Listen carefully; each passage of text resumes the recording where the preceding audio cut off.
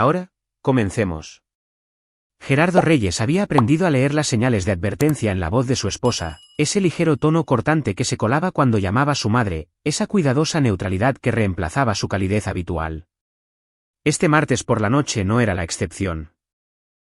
Mariana estaba de pie en la cocina, con el teléfono pegado a la oreja y la mano libre agarrando la barra con tanta fuerza que los nudillos se le ponían blancos. Sí, mamá. Lo entiendo. Hubo una pausa. No, eso no fue lo que dije. Otra pausa, aún más larga. Está bien.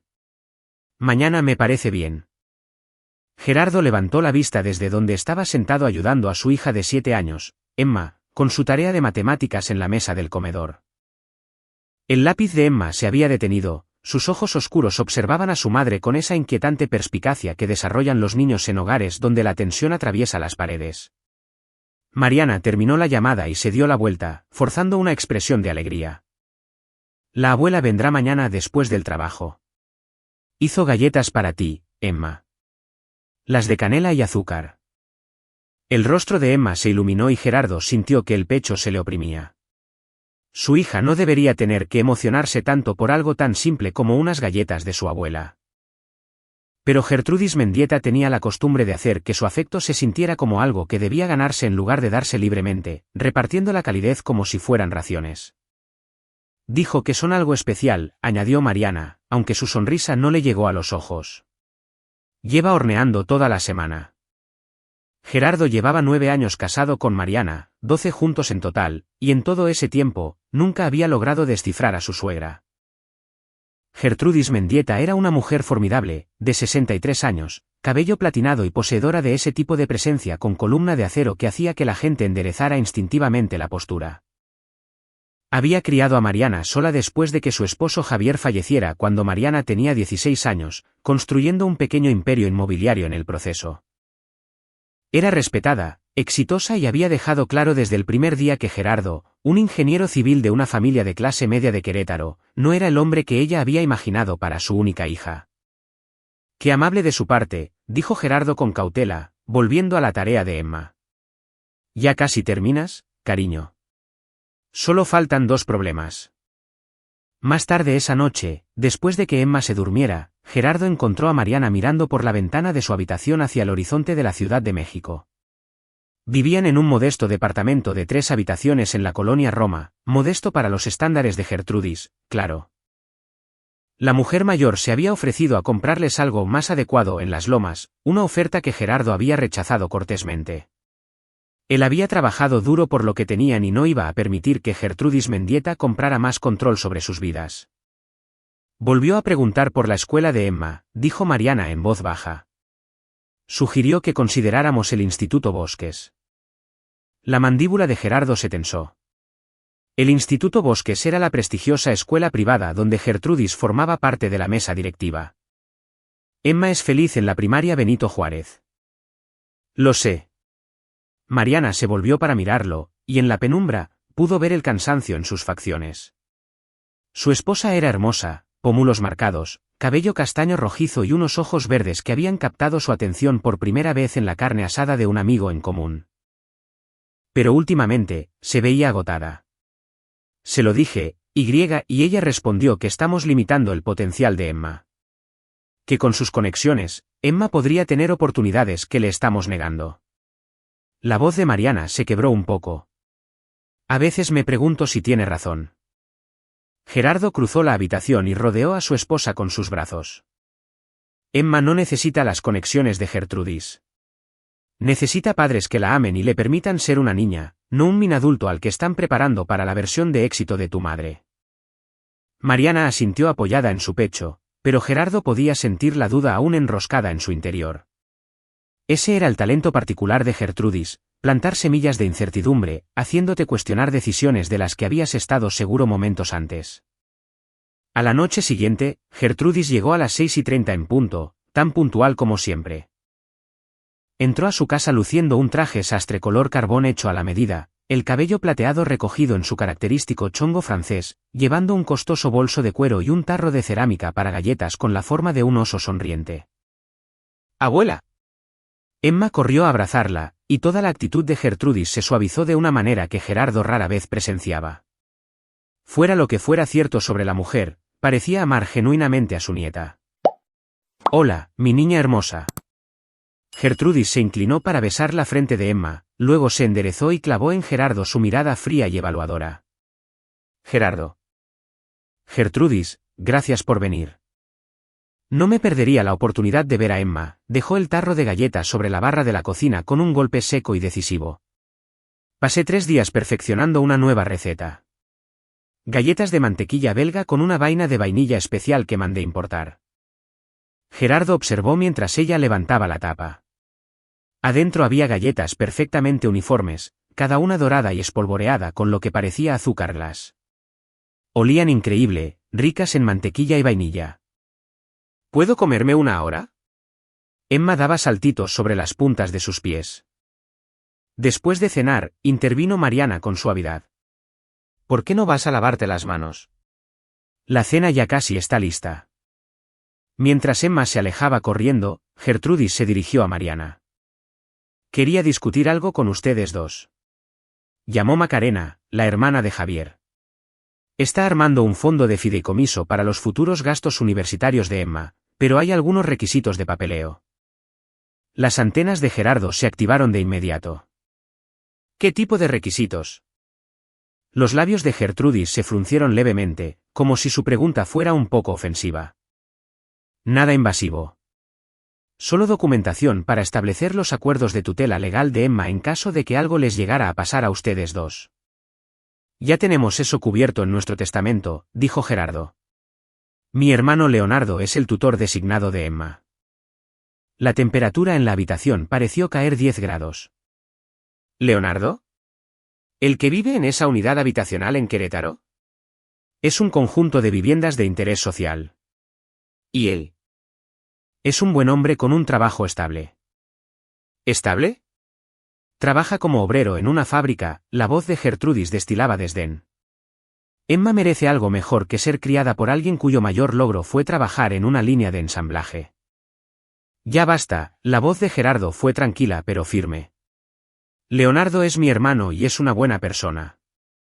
Mucho mejor que mucha gente con cuentas bancarias más grandes. Mariana se interpuso entre ellos, su papel de pacificadora tan practicado que parecía una coreografía. Mamá, no hagamos esto. La cena está lista. ¿Podemos tener una velada agradable? Gertrudis se alisó el saco, recuperando su compostura. Por supuesto. Me disculpo. Solo quiero lo mejor para Emma. La cena fue un asunto tenso. La conversación fue cuidadosamente dirigida hacia temas neutrales, la próxima excursión escolar de Emma, un nuevo restaurante que Gertrudis había probado, el último proyecto de Gerardo diseñando un desarrollo de viviendas sustentables. Pero debajo de todo, Gerardo podía sentir la corriente subterránea de la desaprobación de Gertrudis, su sutil forma de menospreciarlo. Elogió la comida de Mariana mencionando cómo ella misma usaba hierbas frescas de su jardín en la azotea, alabó las calificaciones de Emma mientras sugería tutorías adicionales en matemáticas. Cada comentario escondía una púa envuelta en terciopelo. Después de que Gertrudis se fue, marchándose sin el tarro, insistiendo en que Emma debía disfrutarlas todas, Gerardo ayudó a Mariana a limpiar mientras Emma veía caricaturas. Me llevaré las galletas al trabajo mañana, dijo Gerardo. Las compartiré con el equipo. Hemos estado trabajando muchas horas en el proyecto Rivera. Mariana levantó la vista de la lavavajillas, sorprendida. Mamá las hizo para Emma y Emma puede comer algunas, pero son demasiadas galletas para una niña de 7 años. Él miró el tarro. Además, podrías suavizar las cosas con tu madre si me aseguro de disfrutar de su repostería.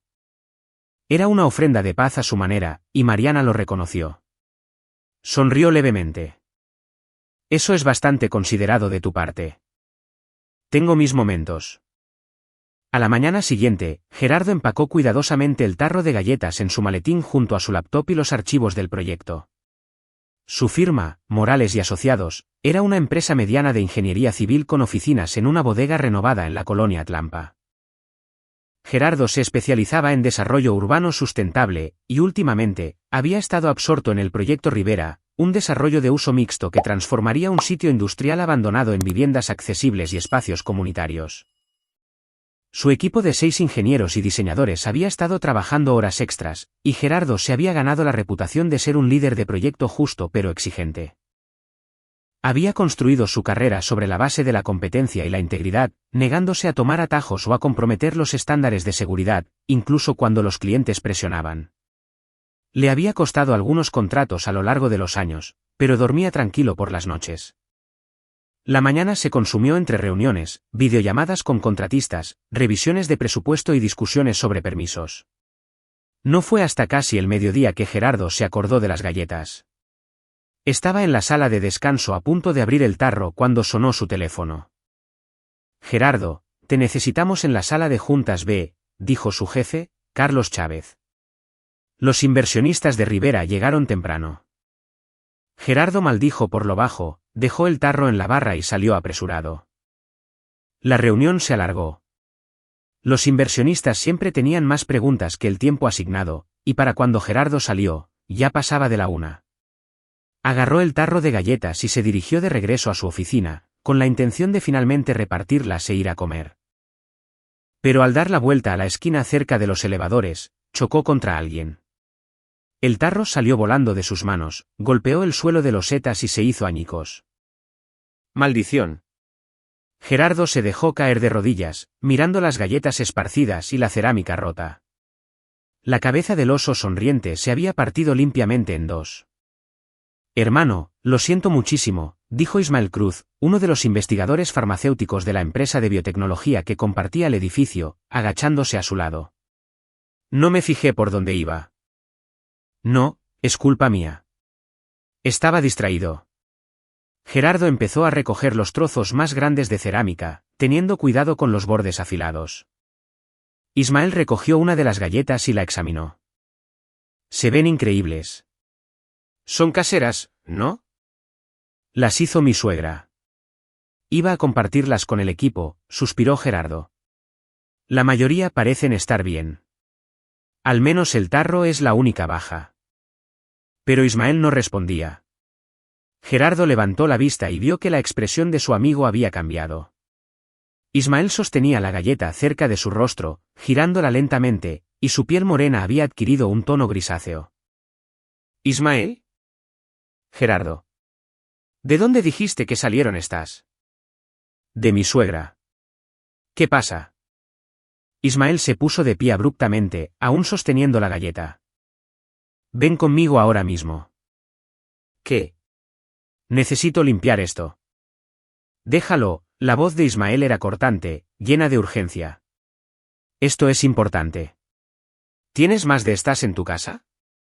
«Sí, se suponía que mi hija». «¿Por qué? ¿Qué pasa?»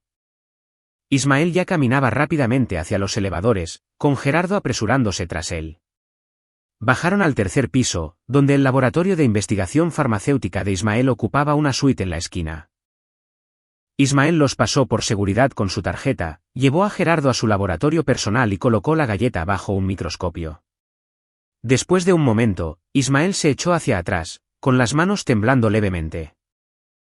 Se movió a una estación de análisis químico, rompió un pequeño trozo de la galleta y comenzó a realizar pruebas que Gerardo no lograba comprender del todo. Pasaron 5 minutos en un tenso silencio. Luego, la computadora de Ismael emitió un pitido. Se quedó mirando la pantalla, y Gerardo vio cómo todo el color desaparecía del rostro de su amigo. «Estas no son galletas», dijo Ismael en voz baja. «O sea, sí lo son, pero...» Se volvió hacia Gerardo, y había terror en sus ojos. «Gerardo, hay arsénico en esto». «¿Mucho?» «Lo suficiente para enfermar gravemente a alguien. Posiblemente matar a una niña». La habitación se inclinó. Gerardo se agarró del borde de la mesa del laboratorio para estabilizarse. «Eso es imposible», se escuchó decir. «Gertrudis las hizo para Emma. Ella ama a Emma». «Voy a llamar al 911», Ismael ya había sacado su teléfono. «Y tú necesitas llamar a tu esposa ahora mismo. Si tu hija comió algo de esto». Las manos de Gerardo estaban entumecidas mientras sacaba su teléfono. La llamada a Mariana se fue directo al buzón de voz. Seguramente estaba en su junta semanal de departamento en la agencia de marketing donde trabajaba. Intentó llamar al teléfono de su casa. Nadie contestó. Mariana no contesta, su voz le sonó distante a sus propios oídos. Emma está en la escuela. Está en la escuela. No comió ninguna esta mañana. ¿Estás seguro? La mente de Gerardo retrocedió a toda velocidad. Esa mañana, a Emma se le había hecho tarde. Él le había preparado un pan tostado y le había empacado el almuerzo mientras Mariana le secaba el cabello. Ninguno de los dos había mencionado las galletas. El tarro se había quedado en la barra donde él lo había dejado la noche anterior. Estoy seguro de que no comió ninguna. Ismael estaba hablando con la operadora del 911, explicando la situación. Gerardo lo escuchó decir envenenamiento por arsénico y niña en peligro y necesitamos notificar a la policía. Van a enviar policías al edificio y a tu casa, dijo Ismael después de colgar. Quieren que vayas al hospital con tu hija de inmediato. También van a mandar a alguien a su escuela para asegurarse de que no consuma nada que tu suegra le haya podido dar. El shock de Gerardo se estaba cristalizando en algo más. Una furia fría y enfocada. Volvió a sacar su teléfono y llamó a la primaria Benito Juárez. La secretaria contestó al segundo tono. Habla Gerardo Reyes, padre de Emma Reyes. Necesito hablar con su maestra de inmediato. Es una emergencia. Minutos después, tuvo la confirmación. Emma no había comido nada inusual. Se había comido el almuerzo que Gerardo le empacó, y le había mencionado a su maestra que su abuela le había llevado galletas, pero no había llevado ninguna a la escuela. Pero, señor Reyes, dijo la maestra de Emma, Josefina Bustamante, con cautela, Emma sí dijo algo muy extraño. Dijo que su abuela le indicó que se asegurara de comer al menos 3 galletas todos los días y que era su secreto especial. ¿Un secreto especial? La mano de Gerardo se apretó alrededor de su teléfono con tanta fuerza que escuchó crujir la funda. La policía llegó en 15 minutos. 2 detectives, un hombre y una mujer, ambos con expresiones de sombrío profesionalismo. Ismael había metido en bolsas de evidencia la galleta que había analizado junto con varias otras del montón esparcido, documentando todo con fotografías. Señor Reyes, soy la detective Carolina Flores y él es el detective Orlando Huerta, dijo la mujer. Rondaba los 40 años, con ojos agudos y el cabello canoso recogido en un moño apretado. Necesitamos hacerle algunas preguntas sobre su suegra. Gerardo les contó todo lo que se le ocurrió.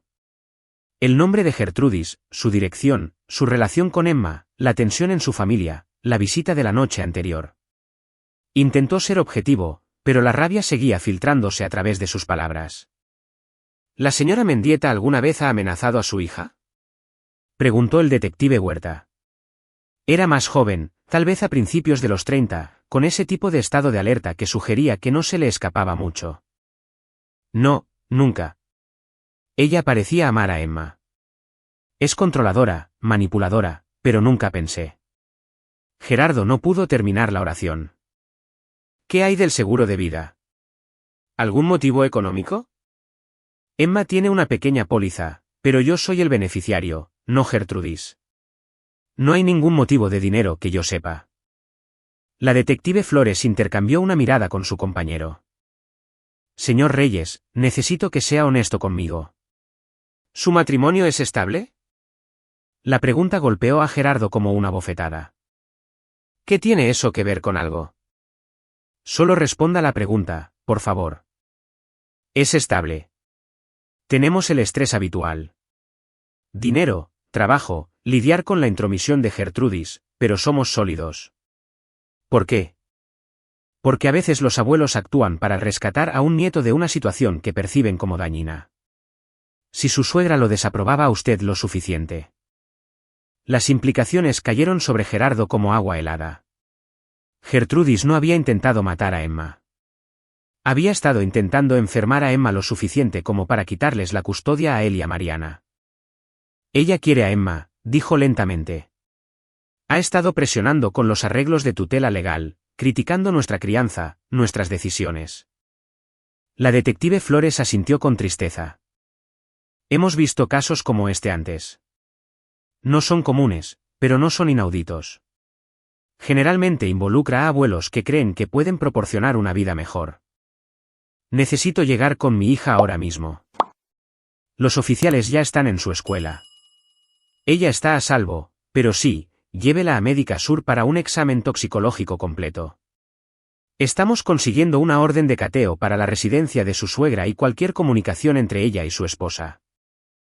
Mariana no sabe nada de esto, dijo Gerardo bruscamente. Eso lo determinaremos en este momento. No contacte a la señora Mendieta. No le advierta.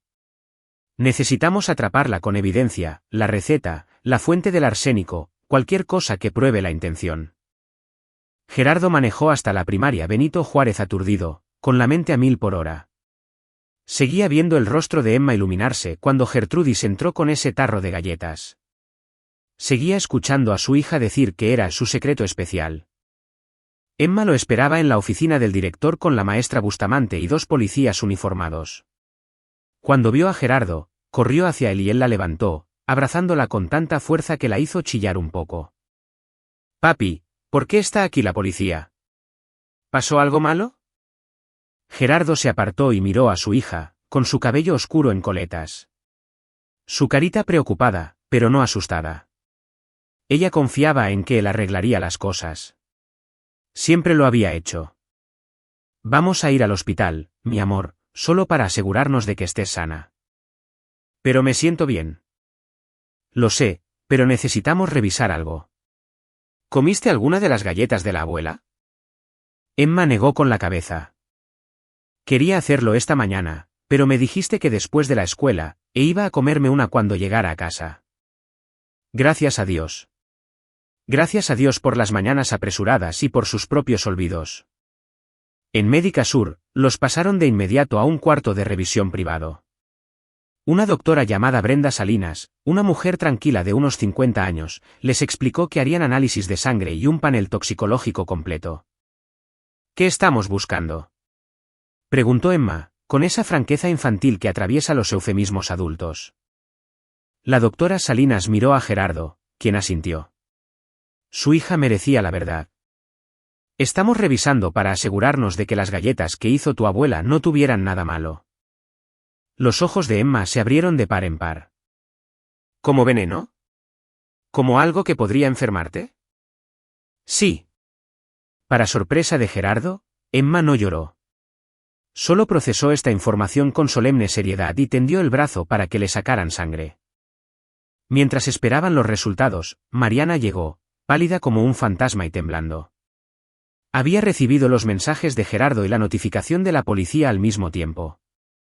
«¿Cómo pudo?», repetía Mariana una y otra vez. «¿Cómo pudo hacer esto?». Pero bajo el shock, Gerardo pudo ver que algo más echaba raíces en la expresión de su esposa. Culpa. Porque una parte de Mariana siempre había sabido de lo que su madre era capaz, acciones extremas, sí, pero nunca imaginó que estarían dirigidas a Emma. Los resultados de toxicología regresaron 1 hora después. La sangre de Emma estaba limpia. Nunca había ingerido el arsénico. Pero la expresión de la doctora Salinas era grave cuando dio la noticia que le seguía. «La policía me pidió que les informara. Encontraron el mismo compuesto de arsénico en una botella de extracto de vainilla en la casa de su suegra. El compuesto se utiliza normalmente en aplicaciones industriales, específicamente en conservadores de madera. La señora Mendieta trabajó en el desarrollo inmobiliario antes de jubilarse, habría tenido acceso». Mariana emitió un pequeño sonido de dolor. Gerardo le pasó el brazo por los hombros. «Hay más», continuó la doctora Salinas. Los detectives encontraron correos electrónicos entre la señora Mendieta y un abogado discutiendo peticiones de custodia de emergencia. Llevaba meses planeando esto. La última pieza encajó en su lugar. Gertrudis no había perdido la cabeza ni había actuado impulsivamente. Esto había sido calculado, metódico. Había estado intentando enfermar crónicamente a Emma, enfermarla lo suficiente para justificar que la sacaran de su casa, pero no lo suficiente para que fuera inmediatamente fatal. Un envenenamiento lento que sería atribuido a negligencia o factores ambientales hasta que Gertrudis pudiera entrar en escena como la abuela preocupada que buscaba la custodia. Gerardo sintió que algo oscuro y frío se asentaba en su pecho. La policía se encargaría de los aspectos legales. Gertrudis sería arrestada, acusada y procesada. Pero eso no era suficiente. Ni remotamente suficiente. Su hija había sido el blanco de alguien que se suponía que debía amarla. Su esposa estaba destruida por la traición de su madre. Y Gerardo Reyes iba a asegurarse de que Gertrudis Mendieta pagara por lo que intentó hacer. No solo a través del sistema legal, sino de maneras que le arrebataran todo lo que ella valoraba, su reputación, su posición en la sociedad, su imagen cuidadosamente construida de la devota abuela y exitosa empresaria. Gerardo siempre había jugado según las reglas, había tomado el camino correcto, había sido la mejor persona. Pero Gertrudis había roto algo fundamental cuando puso arsénico en esas galletas, y Gerardo le iba a mostrar exactamente lo que pasaba cuando te metías con su familia. El arresto ocurrió rápido. A las pocas horas de la visita al hospital, Gertrudis Mendieta fue detenida en su departamento penthouse con vista al bosque de Chapultepec. Gerardo no estaba allí. La policía le había aconsejado mantenerse alejado, pero la prima de Mariana, Tania Domínguez, llamó para darles actualizaciones, con voz susurrante y escandalizada. «Encontraron todo», dijo Tania. El compuesto de arsénico, la receta con notas de dosificación en los márgenes, correos a ese abogado sobre procedimientos de custodia. Había estado documentando los expedientes escolares de Emma, las finanzas de ustedes, todo. Construyendo un caso para demostrar que ustedes dos eran padres incapaces. Gerardo estaba sentado en la sala de estar a oscuras, con Emma finalmente dormida en su cama después de horas de asegurarle que estaba a salvo. Mariana estaba en su habitación, alternando entre llorar y quedarse mirando a la nada. La mujer con la que Gerardo se había casado parecía haber desaparecido, reemplazada por una extraña de ojos vacíos. «Hay algo más», continuó Tania. La policía encontró un diario. Gertrudis había estado planeando esto desde que nació Emma. Escribió sobre cómo tú no eras lo suficientemente bueno, Gerardo. Cómo Mariana cometió un error al casarse contigo. Cómo Emma necesitaba ser salvada de una vida mediocre. Gerardo apretó el teléfono con fuerza. ¿Lo escribió todo a detalle? Como si estuviera orgullosa de ello, como si fuera la heroína de su propia historia. La voz de Tania se quebró. Sabía que la tía Gertrudis podía ser difícil, pero esto. Está enferma. Gerardo, necesita ayuda. Después de colgar, Gerardo se quedó sentado en la oscuridad durante mucho tiempo. Su mente de ingeniero, entrenada para resolver problemas sistemáticamente, ya estaba repasando ángulos y posibilidades. El proceso legal seguiría su curso. La imputación de cargos, fianza, audiencia, juicio. Con la evidencia que tenía la policía, las condenas parecían seguras. Gertrudis iría a prisión. Pero Gerardo conocía la realidad del sistema de justicia. Tenía 63 años, era una delincuente primeriza, de una familia rica y sin antecedentes penales. Sus abogados, y contrataría a los mejores, argumentarían capacidad disminuida, enfermedad mental, preocupación de abuela que salió trágicamente mal. Podría cumplir 5 años, tal vez 10 si tenían suerte. Eso no era justicia. No para lo que intentó hacer. Gerardo sacó su laptop y empezó a investigar. Nunca había sido del tipo vengativo, nunca había entendido a las personas que se dedicaban a la venganza. Pero estaba descubriendo nuevas profundidades en sí mismo, una capacidad para la furia fría y calculada que le resultaba a la vez extraña y completamente natural. Durante los siguientes días, mientras Mariana luchaba por funcionar y Emma hacía preguntas que ninguna niña de 7 años debería tener que hacer, Gerardo escarbó en la vida de Gertrudis con la misma atención meticulosa que aplicaba a los cálculos estructurales. Gertrudis Mendieta había construido su imperio inmobiliario a través de una combinación de inversiones astutas y prácticas comerciales despiadadas. Había comenzado con la herencia de su difunto esposo Javier, una suma sustancial de la empresa manufacturera de su familia, y la había multiplicado hasta ser dueña de 12 propiedades comerciales en toda la Ciudad de México. Formaba parte de mesas directivas, presidía comités de caridad y su nombre estaba en un pabellón del Hospital ABC. Su reputación lo era todo para ella. Gerardo lo había visto en la forma en que controlaba las conversaciones en las reuniones sociales, la forma en que presumía sus contactos, la forma en que reaccionaba con furia helada ante cualquier desaire percibido o desafío a su autoridad. La audiencia de imputación de Gertrudis se fijó para la semana siguiente. Había sido liberada con una fianza de 20 millones de pesos, pagada de inmediato por su abogado, un tiburón llamado Bruno Ramos, que se especializaba en defender a clientes adinerados. Gerardo asistió a la audiencia, sentándose en la parte de atrás del tribunal mientras Ramos argumentaba que su clienta era un pilar de la sociedad. Una abuela devota que había sufrido un colapso mental provocado por el dolor de perder a su difunto esposo y la preocupación por el bienestar de su nieta. La fiscal, una mujer astuta llamada Gabriela Macías, contraatacó con fuerza, detallando la premeditación y las numerosas pruebas. Pero Gerardo pudo ver que algunos de los presentes se ablandaban mientras Ramos pintaba a Gertrudis como una figura trágica. Cuando Gertrudis entró a la sala, no se parecía en nada a la mujer con voluntad de hierro que había irrumpido en su casa con galletas envenenadas. Parecía frágil, anciana, llevaba un vestido sencillo en lugar de sus trajes de poder. Su cabello plateado colgaba suelto sobre sus hombros. Se secaba los ojos con un pañuelo.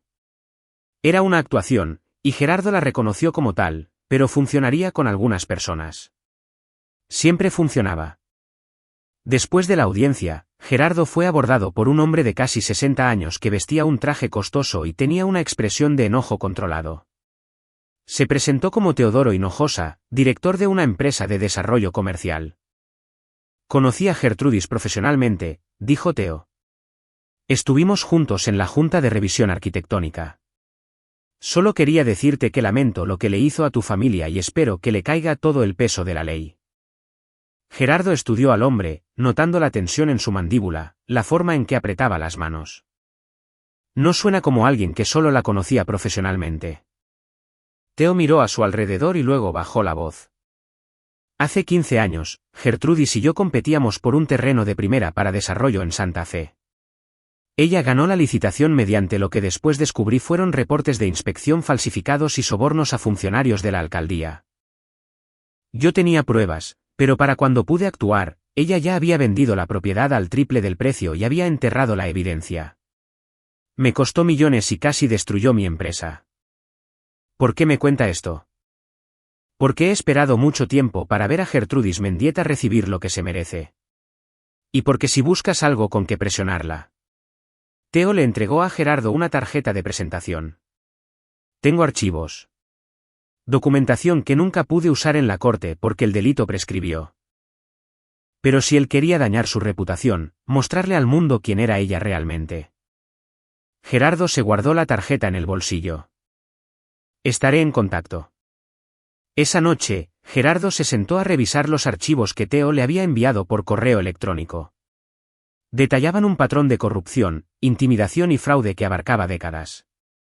Gertrudis había construido su imperio sobre el sufrimiento de otros.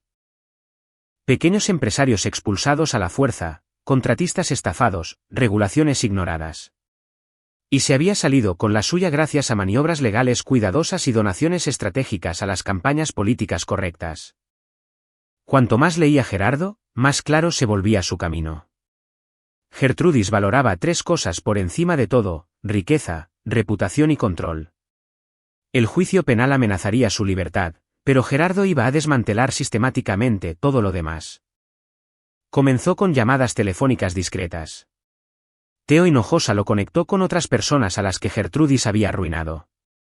Un contratista llamado Alonso Burgos, que había sido puesto en la lista negra después de negarse a usar materiales de mala calidad. Una ex socia comercial llamada Ana Sánchez, que había sido expulsada de un trato lucrativo mediante acusaciones inventadas. Una directora de una ONG llamada Paola Rosales, que vio cómo las donaciones prometidas se evaporaban cuando no quiso apoyar uno de los proyectos favoritos de Gertrudis. Cada persona tenía una historia. Cada una había sido impotente frente a la riqueza y la influencia de Gertrudis. Pero juntas, representaban un patrón. Gerardo comenzó a compilar un expediente completo, cruzando registros públicos con los testimonios privados. Trabajaba hasta altas horas de la noche mientras Mariana dormía con sobresaltos y Emma tenía pesadillas sobre galletas que se convertían en monstruos. 3 semanas después del arresto, Gerardo hizo su primer movimiento. Se contactó con Ángel Román, un periodista de investigación del diario Reforma, conocido por sus reportajes sobre corrupción y delitos de cuello blanco. Se reunieron en una cafetería en Coyoacán, lejos de los lugares que Gerardo frecuentaba. Ángel tenía unos 40 años, con ojos cansados y el aspecto arrugado de alguien que había pasado demasiadas noches persiguiendo pistas. He estado siguiendo el caso de Gertrudis Mendieta, dijo Ángel, después de que Gerardo le explicara por qué se estaban reuniendo. El intento de envenenamiento de su propia nieta. Es espeluznante. También es solo el último delito de un patrón de 30 años. Gerardo deslizó una memoria USB por la mesa. Todo lo que hay aquí está documentado, verificado con testigos dispuestos a hablar públicamente. Ángel examinó la unidad USB. ¿Por qué acudir a mí? La fiscalía ya la tiene acorralada con el cargo de envenenamiento. Porque la cárcel no es suficiente. Gertrudis Mendieta construyó su vida sobre una fachada de respetabilidad. Envenenó a mi hija, pero ha envenenado a esta ciudad durante décadas a través de la corrupción, el fraude y la explotación. Quiero que todos sepan quién es realmente. La expresión de Ángel pasó de escéptica a interesada. ¿Quieres destruir su legado? Quiero que se exponga la verdad. Lo que pase con su legado es solo una consecuencia. Durante el mes siguiente, mientras la maquinaria legal avanzaba hacia el juicio, la investigación de Ángel se desarrolló como una clase magistral de periodismo.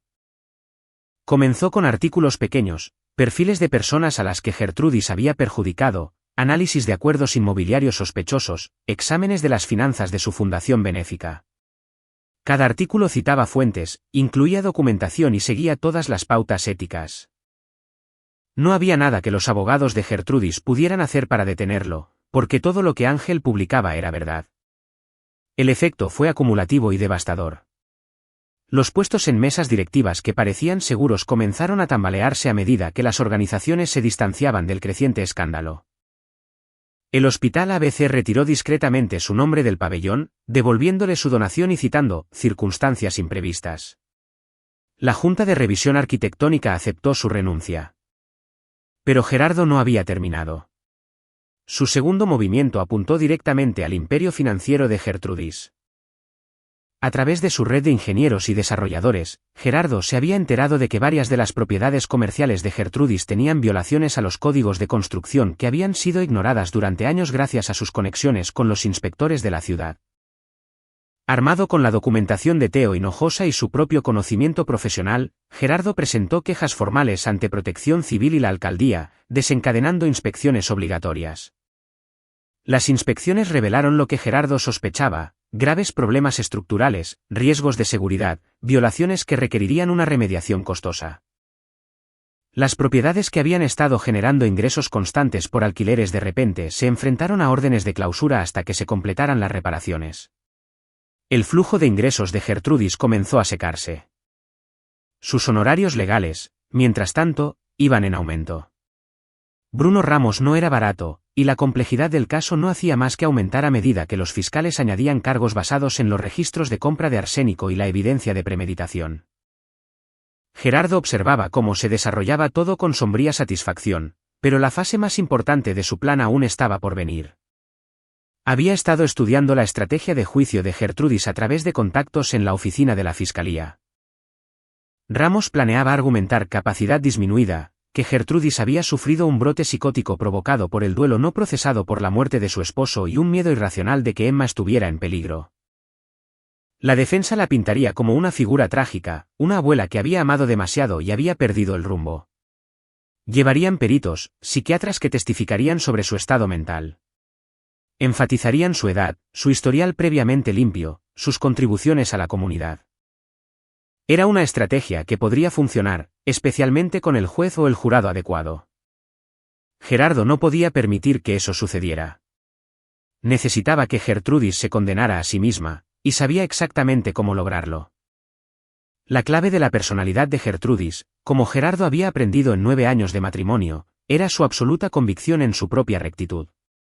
Ella nunca creía que estaba equivocada, solo pensaba que los demás eran demasiado limitados para entender su visión. Incluso ahora, enfrentando cargos penales, se vería a sí misma como víctima de malentendidos. Esa certeza era su debilidad y Gerardo iba a explotarla. A través de Tania, la prima de Mariana, quien estaba horrorizada por las acciones de su tía pero mantenía un contacto formal, Gerardo se enteró de que Gertrudis estaba escribiendo sus memorias mientras estaba en libertad bajo fianza. Estaba documentando su versión de los hechos, sus justificaciones, su perspectiva de cómo solo había estado intentando proteger a Emma de una vida mediocre con padres inadecuados. Gertrudis no podía evitarlo. Necesitaba ser entendida, necesitaba explicar, necesitaba probar que ella había tenido la razón desde el principio. Gerardo se las arregló para que Tania le mencionara accidentalmente a Gertrudis que una importante editorial estaba interesada en historias de crímenes reales contadas desde adentro. La editorial era bastante real, una imprenta pequeña que se especializaba en narrativas controversiales. Lo que Gertrudis no sabía era que el editor de adquisiciones con el que Gerardo logró que tratara era en realidad Lorenzo Quiroga, uno de los empleados de Teo Hinojosa con experiencia en inteligencia corporativa. Lorenzo alentó la escritura de Gertrudis, hizo preguntas indiscretas, logró que se explayara sobre su planificación, su razonamiento, su visión de Gerardo y Mariana como padres negligentes. Cada conversación fue grabada. Cada correo electrónico fue guardado. Mientras tanto, Gerardo trabajó en una vía paralela a través de la terapeuta de Emma. La doctora Mara Herrera había estado viendo a Emma 2 veces por semana para ayudarla a procesar el trauma de enterarse de que su abuela había intentado envenenarla. Con el permiso de Gerardo y Mariana, la doctora Herrera documentó el proceso de sanación de Emma, incluyendo declaraciones que Emma hizo sobre el comportamiento de Gertrudis en los días previos al intento de envenenamiento. Emma habló sobre cómo la abuela siempre la hacía sentir especial, pero también diferente a los demás niños. Como la abuela decía que Emma era demasiado buena para una escuela pública, para su colonia, para la vida que sus padres le proporcionaban. Como la abuela le había dicho que las galletas eran una medicina especial que la haría fuerte e inteligente, como la propia abuela. La fiscalía añadió esta evidencia a su caso. Pero más importante aún, la doctora Herrera, con el consentimiento de la familia, preparó una declaración de impacto de la víctima que se leería en la sentencia. Era la voz de Emma capturada con desgarradora claridad, describiendo cómo había confiado en su abuela y se sentía traicionada. A medida que se acercaba la fecha del juicio, Gerardo implementó la fase final de su plan. Había estado monitoreando los intereses comerciales restantes de Gertrudis a través de registros públicos y había notado algo interesante. Su propiedad insignia, un edificio histórico en Paseo de la Reforma que albergaba exclusivas tiendas y oficinas, estaba hipotecada hasta el tope. La había estado usando como garantía durante años, refinanciando repetidamente para costear su estilo de vida y sus honorarios legales. Gerardo tenía un amigo de la universidad, Tirso Carrillo, que trabajaba en inversión de bienes raíces comerciales. A través de Tirso, Gerardo se conectó con varios inversionistas que estaban interesados en propiedades en problemas. Les filtró información sobre la inestabilidad financiera del edificio, las crecientes multas y clausuras en las otras propiedades de Gertrudis, sus problemas legales. Los inversionistas comenzaron a hacer averiguaciones, lo que asustó a los prestamistas de Gertrudis. A los bancos no les gustaba la incertidumbre, especialmente cuando su garantía estaba conectada a alguien que enfrentaba cargos penales y una pesadilla de relaciones públicas. 2 meses antes del juicio, el banco exigió el pago del préstamo de Gertrudis. Tenía 90 días para pagar el saldo total o enfrentar la ejecución hipotecaria. No podía pagar. Sus otras propiedades estaban inmovilizadas en remediación y no podían venderse rápidamente. Sus honorarios legales habían drenado sus activos líquidos. La fundación benéfica que controlaba había cortado los lazos. Gertrudis Mendieta, quien había construido un imperio a base de poder y control, lo estaba viendo desmoronarse en tiempo real. Gerardo se enteró de la ejecución hipotecaria antes de que se hiciera pública porque Tirso lo llamó. El edificio se va a subasta el próximo mes. ¿Te interesa? A mí no, en lo personal, dijo Gerardo. Pero conozco a algunas personas que podrían estarlo. Puso en contacto a Tirso con Alonso Burgos, el contratista que Gertrudis había puesto en la lista negra, y con Ana Sánchez, la ex socia comercial a la que había forzado a salir. Juntos formaron una sociedad limitada y presentaron una oferta. Ganaron la subasta a 70 centavos por cada peso. La joya de la corona de Gertrudis, el edificio que ella señalaba como prueba de su perspicacia para los negocios, ahora pertenecía a las personas a las que ella había agraviado. El simbolismo no pasó desapercibido para la prensa. Ángel Román lo cubrió en su serie en curso, vinculándolo a la historia más grande de la caída en desgracia de Gertrudis. El juicio comenzó un gris lunes de octubre. La sala del tribunal estaba repleta. Medios de comunicación, curiosos, algunos de los antiguos amigos de la alta sociedad de Gertrudis que asistían más por morbosa fascinación que por apoyo. Gerardo se sentó en la primera fila todos los días, con Emma y Mariana a su lado. Cuando el testimonio no era demasiado gráfico, observó cómo la fiscal Gabriela Macías construía su caso sistemáticamente. La compra del arsénico, la receta con los cálculos de las dosis, los correos sobre la custodia, las entradas del diario planificando el envenenamiento, el testimonio de los expertos sobre los efectos del compuesto. La defensa de Gertrudis fue exactamente lo que Gerardo había anticipado. Bruno Ramos llamó a psiquiatras que testificaron sobre una enfermedad mental de aparición tardía, sobre una psicosis inducida por el duelo, sobre el amor de una abuela torcido hasta convertirse en algo trágico. Enfatizó su edad, su historial previamente intachable, su trabajo caritativo. Intentó pintar a Gerardo como un yerno vengativo que había envenenado la relación entre abuela y nieta por celos y afán de control. Gerardo soportó todo con calma y compostura, porque sabía lo que se avecinaba. Cuando fue su turno de declarar, Gerardo habló clara y objetivamente. Describió la dinámica familiar, el comportamiento controlador de Gertrudis, la llegada de las galletas, el descubrimiento en su oficina. Se mantuvo ecuánime incluso cuando Ramos intentó alterarlo durante el contrainterrogatorio. ¿No es cierto que usted resentía el éxito de mi clienta?, exigió Ramos. No, dijo Gerardo simplemente. Resentía sus intentos de socavar mi matrimonio y controlar la vida de mi hija. El éxito no tiene nada que ver con eso. Usted ha orquestado una campaña para destruir su reputación, ¿no es así? He cooperado con periodistas que investigaban sus prácticas comerciales. He presentado quejas legítimas sobre violaciones a las normas de construcción. He ejercido mis derechos legales. Al igual que ella ejerció lo que creía que eran sus derechos cuando puso arsénico en galletas destinadas a mi hija. El jurado se inclinó hacia adelante, capturado. Gerardo tenía su atención. El testimonio de Mariana fue más difícil de ver. Habló entre lágrimas sobre la traición de su madre, sobre la culpa que sentía por no haber visto las señales de advertencia, sobre el daño a su relación con Emma. Mi madre me enseñó que el amor significaba control, dijo Mariana. Que si realmente te importaba a alguien, tomabas sus decisiones por ellos. Me pasé toda la vida tratando de ganarme su aprobación, y nunca me di cuenta de que ella en realidad no quería que yo tuviera éxito. Quería que yo fuera dependiente.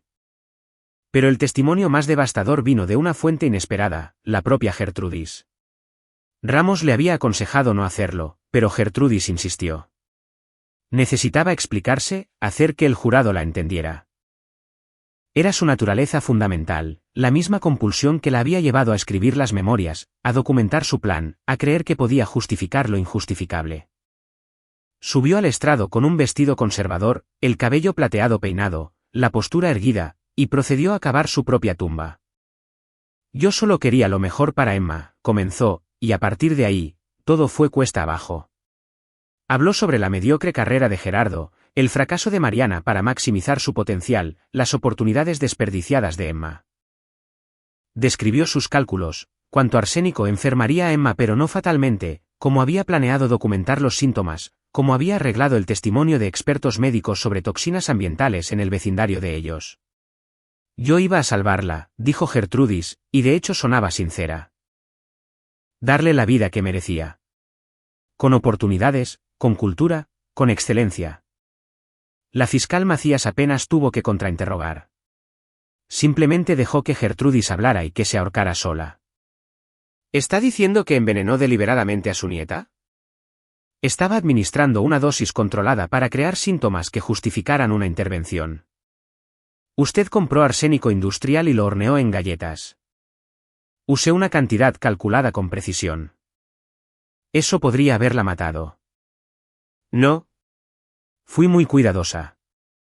No soy un monstruo. La sala se quedó en silencio, excepto por alguien en la fila de atrás que soltó un jadeo. Gerardo observó los rostros del jurado. Habían pasado de estar escépticos a horrorizados, y luego asqueados. Gertrudis no podía verlo. Seguía hablando, seguía explicando, todavía convencida de que podía hacerles entender. Cuando Ramos finalmente logró bajarla del estrado, interrumpiendo su testimonio en modo de control de daños, el daño ya estaba hecho. Gertrudis lo había confesado todo, no había justificado nada, y se había revelado como exactamente lo que era, alguien tan consumida por la necesidad de control que había envenenado a una niña y a eso lo llamaba amor. El jurado deliberó durante menos de 4 horas. Culpable de todos los cargos. Intento de asesinato, peligro para una menor, conspiración criminal. La sentencia se fijó para 6 semanas después. En el ínterin, Gertrudis permaneció libre bajo fianza, pero su mundo se había derrumbado por completo. La última de sus propiedades se vendió en subasta para cubrir honorarios legales y deudas. Su fundación benéfica se disolvió en medio de investigaciones sobre desvío de fondos, otro regalo de los archivos de Teo Hinojosa. Antiguos amigos y colegas emitieron comunicados condenando sus acciones. Estaba sola, caída en desgracia y enfrentando una condena significativa en prisión. El día de la sentencia, Gerardo llegó temprano. Había preparado su propia declaración de impacto, aunque la doctora Herrera leería la de Emma. Mariana estaba a su lado, más delgada de lo que había estado meses atrás, pero más fuerte en los aspectos que importaban. La sala se llenó. Gertrudis entró con Ramos, luciendo empequeñecida en su uniforme penitenciario naranja, sin poder mantener ya la fachada de respetabilidad. El juez Javier Moya no tenía parentesco alguno con la familia. Era conocido como un jurista justo pero firme. Había presidido el juicio con paciencia y precisión, y Gerardo lo había observado con cuidado durante todo el proceso. La doctora Herrera leyó primero la declaración de Emma. Era simple y desgarradora. Amo a mi abuela. Pensé que ella también me amaba, pero me lastimó de una manera que no entiendo. Hizo que le tuviera miedo a las galletas y miedo a la gente que dice que me ama. No sé si alguna vez podré volver a confiar de esa forma. Solo tengo 7 años. Pero sé que lo que ella hizo estuvo mal y sé que ahora estoy a salvo porque mi papi me protegió. A Gerardo le ardieron los ojos. Mariana le apretó la mano. Luego, Gerardo leyó su propia declaración. Habló sobre la confianza traicionada, sobre la violación de los vínculos más fundamentales de la familia, sobre el cálculo de la maldad disfrazada de amor. Habló sobre las pesadillas de Emma, la terapia de Mariana, su propia lucha por entender cómo alguien podía cometer tal acto. Gertrudis Mendieta no perdió la cabeza, concluyó Gerardo. Ella reveló quién siempre había sido, alguien para quien las demás personas existen solo como extensiones de su voluntad. Mi hija no era una persona para ella. Era una posesión que debía ser controlada. Y cuando ese control se vio amenazado, Gertrudis eligió destruir antes que aceptar. Eso no es una enfermedad mental. Eso es bancarrota moral. Y merece la máxima consecuencia que permita la ley. Siguieron otras declaraciones de impacto, de Tania, de la maestra de Emma, de los vecinos que habían visto a la familia luchar. Incluso Teo Hinojosa presentó una declaración por escrito detallando las décadas de daño que Gertrudis había causado más allá de este único acto criminal. Finalmente, habló el juez Moya. Señora Mendieta, usted ha sido condenada por intentar asesinar a su nieta mediante un envenenamiento deliberado y calculado. Las pruebas fueron abrumadoras. Su propio testimonio confirmó su culpabilidad. Pero lo que hace a este caso particularmente atroz es su continua insistencia en que sus acciones estaban justificadas, que usted era de alguna manera la víctima o la heroína de esta situación. No ha mostrado ningún remordimiento, ningún reconocimiento del profundo daño que ha causado, ninguna aceptación de responsabilidad. Ha demostrado una total incapacidad para ver a su nieta como algo más que un objeto para ser controlado. La ley me otorga discreción en la sentencia. He revisado las evaluaciones psiquiátricas. He considerado su edad y la falta de antecedentes penales. He tomado nota de los argumentos de la defensa para pedir clemencia. Los encuentro poco convincentes. Usted planeó este crimen durante meses. Investigó las dosis. Fabricó oportunidades. Intentó manipular el sistema legal para obtener la custodia de una niña a la que estaba envenenando activamente. Esto no fue un lapsus momentáneo ni un colapso inducido por el duelo. Fue malicia sostenida, deliberada y calculadora. La condenó a 25 años en el sistema penitenciario de la Ciudad de México, sin posibilidad de libertad condicional durante 15 años. Adicionalmente, se le prohíbe de forma permanente cualquier contacto con la víctima o su familia inmediata. Esto incluye toda comunicación escrita, electrónica o a través de terceros. Los jadeos se extendieron por la sala. 25 años para una mujer de 63 significaba probablemente morir en prisión. La compostura de Gertrudis finalmente se quebró. Se volteó en su asiento, buscando por la sala, y sus ojos se clavaron en Gerardo. Por un momento, él vio puro odio en ellos. Furia por haber sido frustrada, rabia por perder el control, resentimiento por ser obligada a rendir cuentas. Luego los alguaciles la escoltaron hacia la salida, y desapareció. Gerardo sintió a Mariana apoyarse contra él con alivio. A su alrededor, la gente hablaba, los reporteros escribían frenéticamente, los simpatizantes ofrecían felicitaciones, pero Gerardo simplemente se quedó sentado en silencio, sintiendo el peso del último mes asentarse, y luego se fue. Había terminado. Emma estaba a salvo. Gertrudis pasaría el resto de su vida entendiendo lo que significaba ser impotente. Afuera del tribunal, los reporteros se arremolinaron. Gerardo hizo una breve declaración agradeciendo a la fiscalía, a la policía, a los testigos que habían dado un paso al frente. No mencionó su propio papel en exponer la red de corrupción de Gertrudis. No se atribuyó el mérito por la destrucción financiera y reputacional que había orquestado. Ese no era el punto. El punto era que Gertrudis Mendieta había ido a atacar a su familia, y él se había asegurado de que pagara por ello de todas las formas que importaban. 6 meses después, Gerardo estaba de pie en la nueva habitación de Emma. No en una casa nueva, sino en un espacio redecorado, con pintura fresca y muebles nuevos que ella misma había elegido. Las pesadillas habían disminuido. La terapia estaba funcionando. Emma reía más, confiaba más, volvía a ser una niña. Mariana había iniciado el trámite para un cambio de nombre legal, quitándose el Mendieta y reclamando su apellido de soltera por parte de su padre. También había fundado su propia consultoría de marketing, saliendo por fin de la sombra de intentar cumplir con las expectativas de Gertrudis. Su matrimonio era más fuerte de lo que había sido en años.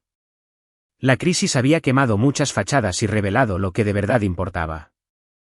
El propio Gerardo había sido ascendido en Morales y Asociados. Su manejo de la situación le ganó el respeto de sus colegas, quienes lo habían visto atravesar un infierno personal mientras mantenía su excelencia profesional.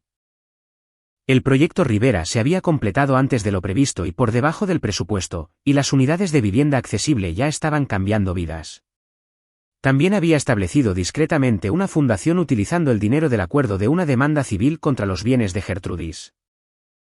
La fundación proporcionaba asistencia legal a víctimas de abuso y explotación de personas mayores, particularmente en casos que involucraban a perpetradores ricos que previamente habían evadido la justicia. La serie de investigación de Ángel Román había ganado premios y llevado a reformas en la forma en que el gobierno de la ciudad manejaba la aplicación de los códigos de construcción y las donaciones políticas.